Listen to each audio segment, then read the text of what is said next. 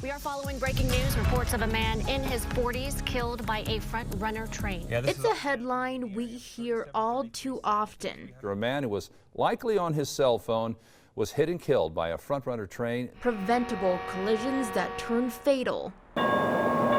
Officials with Utah Transit Authority say they encounter close calls almost daily.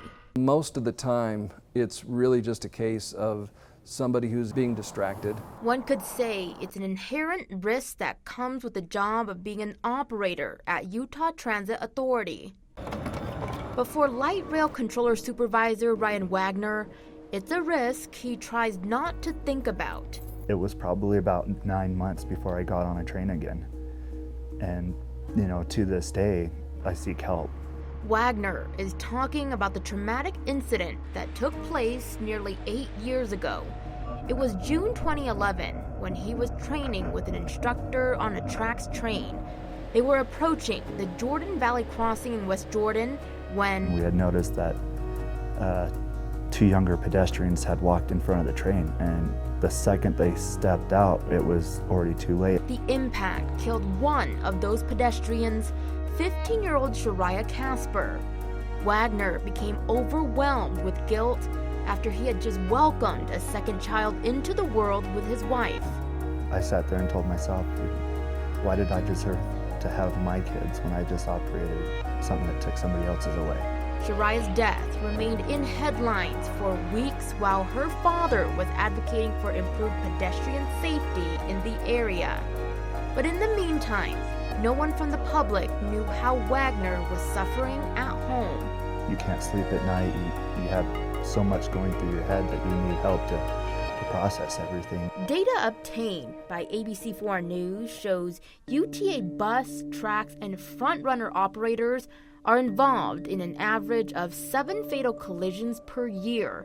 Suicides made up 25% of those fatalities in the last 5 years, and nearly 40% of those fatalities were caused by someone trespassing. It means a lot to them. So when something tragic happens, they're affected just like any other person, you or I would be. Archie says UTA provides mental health services for their operators with no required timeline for returning to work following a traumatic incident. He says some never return to work, but those who do? Some can't get back into the cab, but by and large, I would say most of them come back, and they're strong people. They care about what we do as an organization, what the mission is, and they love their jobs. After only a few weeks, Wagner returned to work, but it took him 9 months before he could get on a train.